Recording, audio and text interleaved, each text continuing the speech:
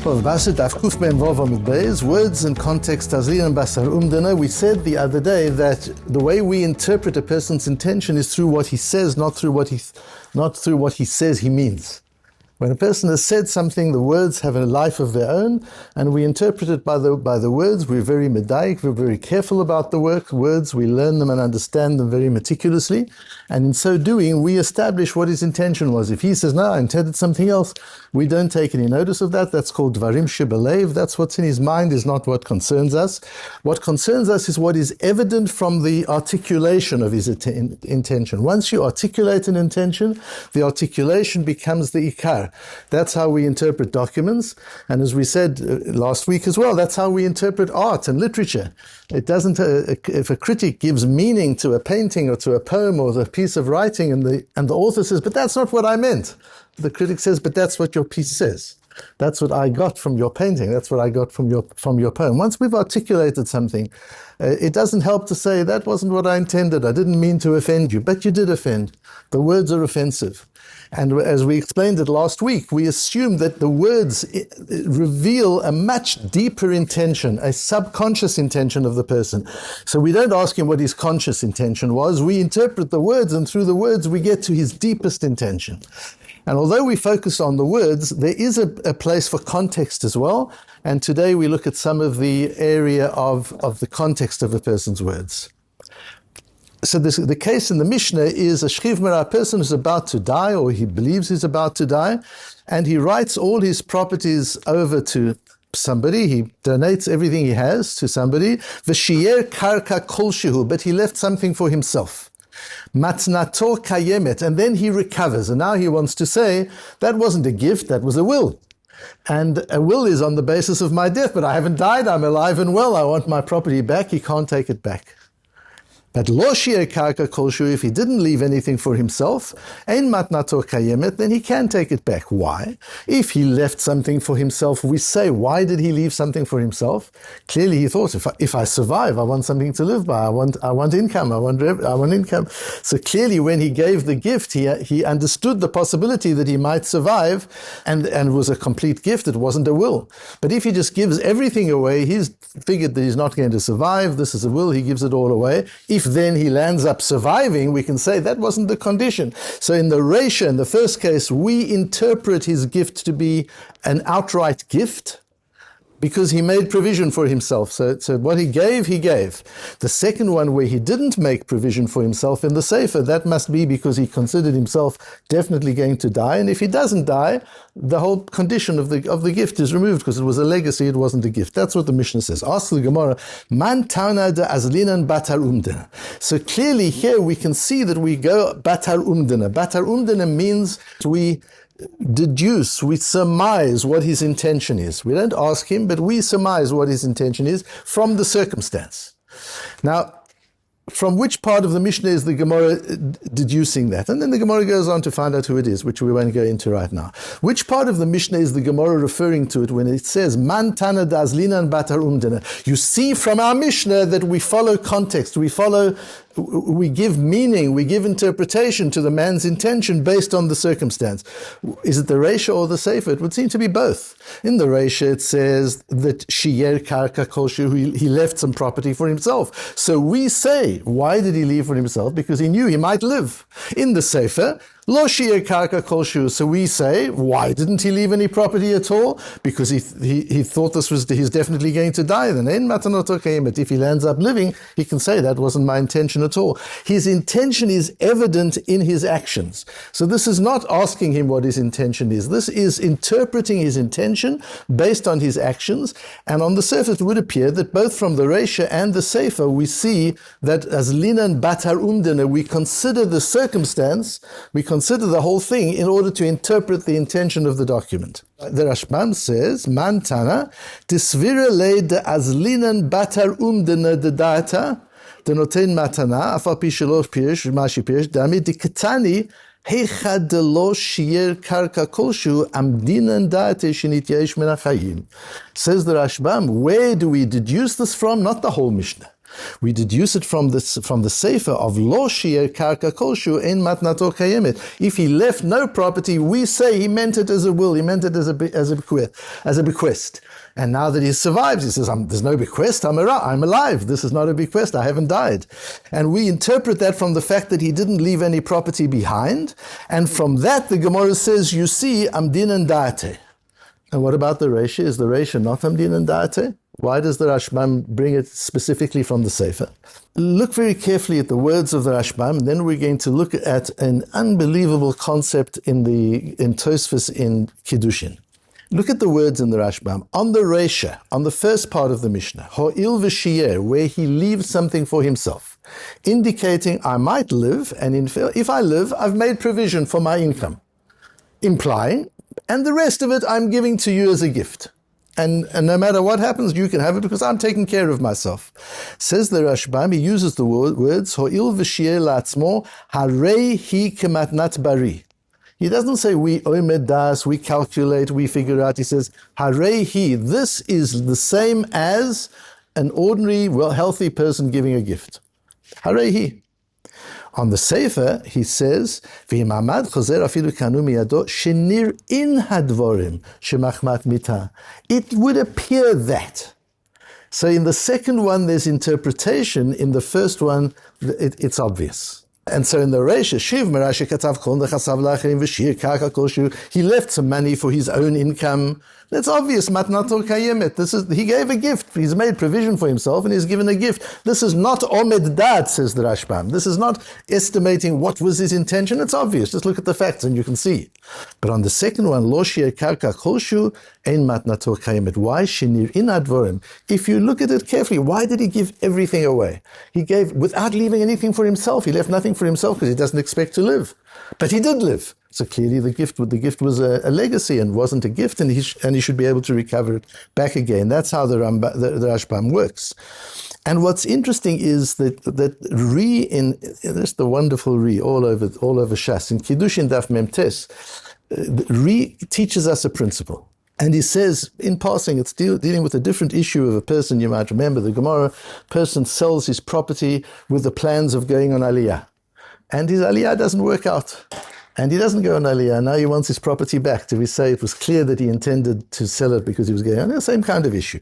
And Tosfos says, "V'tzarich lechalek v'lomar, yesh dvarim she'einam tzrichim t'nai kaful." There are certain things where you don't need a double t'nai, ela gilui milta. All you need is a gilui milta. Look at those words. A gilui milta means something that reveals intention. The anan sahadi, making us witnesses. Da adate de hachi avid.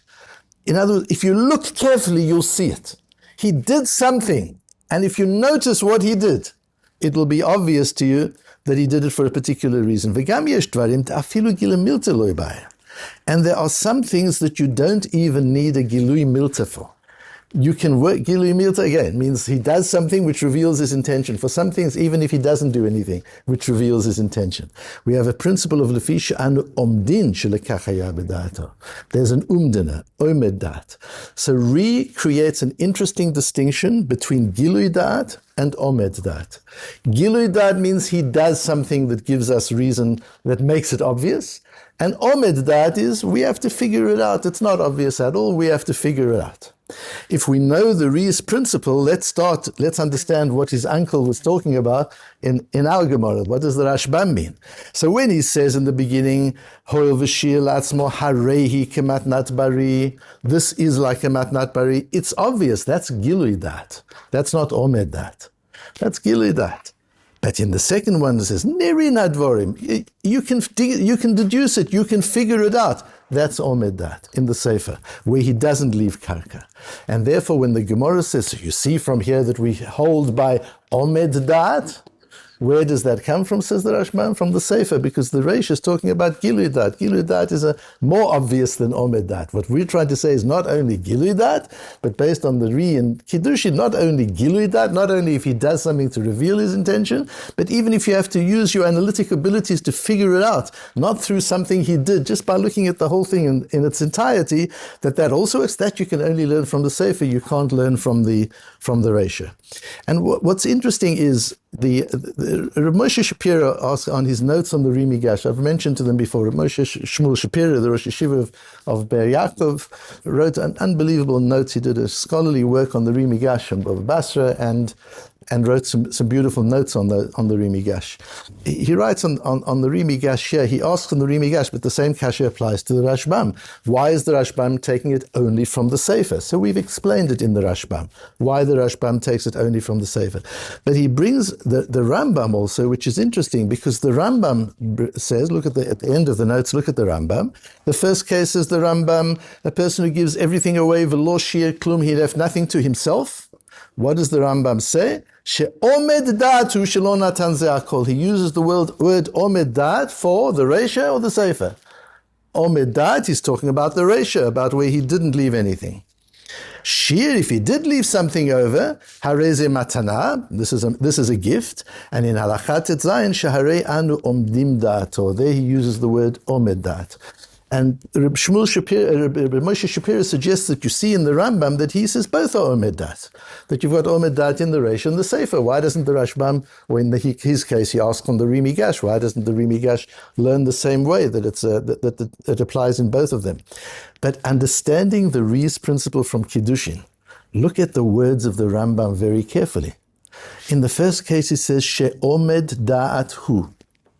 In the second case, it says, Sheharei anu omdim da'ato. The Rambam is careful with every word. What does omed da'atu means? It's an estimation of intent. Who does the estimation?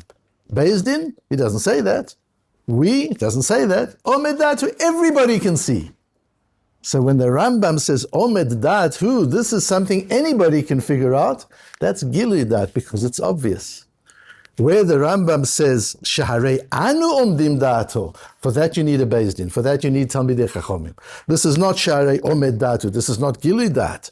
This is a case of omed dat, of figuring it out yourself, of calculating, of analyzing, of deducing. This is different. So you see the same idea that we've developed, starting with the Ri in Kiddushin, that separates between Gilui Dat and Omed Dat. When somebody does something that makes his intention obvious. Then there's another case of Omed Dat. He doesn't do anything, but if you think about the context, you, Beis Din, can figure out what his intention is. That distinction is where we start from. The Rashbam learns the Reisha is Gilui Dat, the Reisha it's obvious, and the Sefer, we've got to figure it out. The Rambam switches it around. The Rambam says on the case of Lo Shir Klum, which is the Sefer, he says that's Omed Datu. Everybody can know that because that's a Gilui Dat. On the Reisha, he says Sharei Anu Omdim Da'ato, because we are Omed Da'ato. So we don't have a chance to go into the reason for the differences. It's quite subtle. But what's important is the Ri Migash. The Ri Migash is the one who slips it around. So if you look at the Ri Migash at the top of the second page, the Ri Migash already brings that. And he says, Shchiv mera shekatav nechasav la'achirim perush im lo shiyer karka kol shehu hagalia da'ate. If he didn't leave anything behind, he didn't leave any property for himself, what is that? Reisha or Sefer?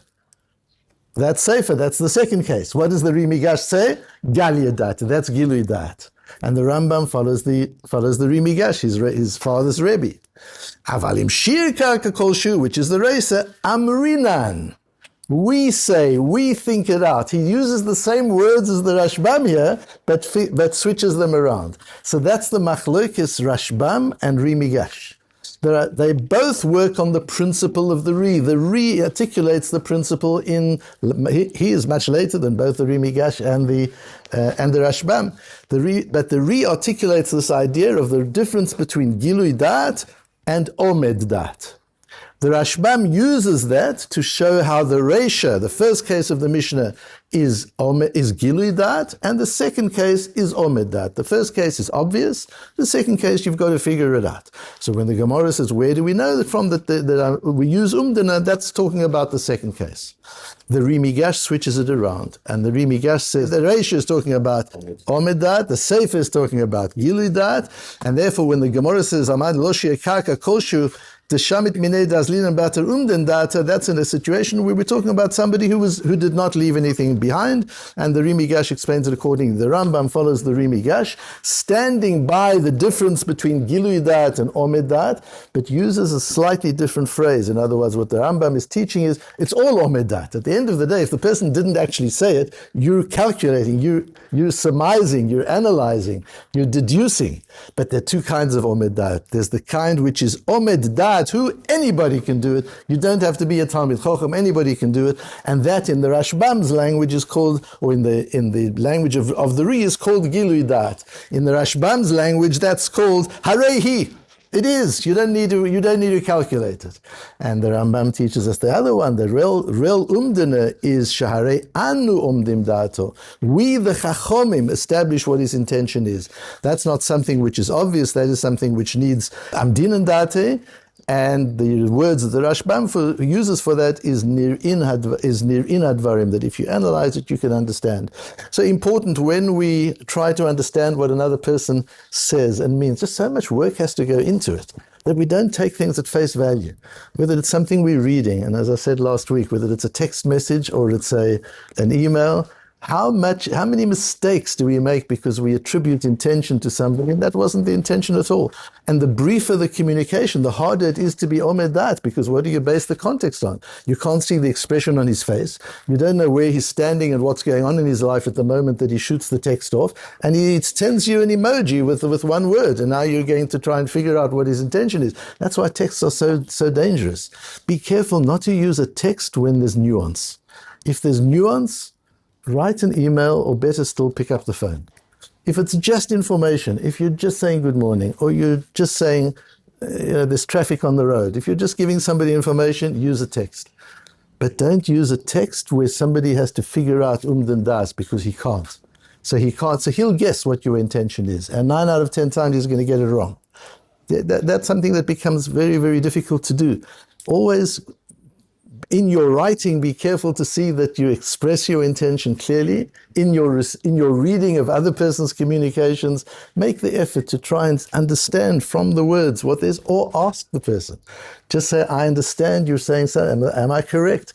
Clarify intention. Don't jump to conclusions.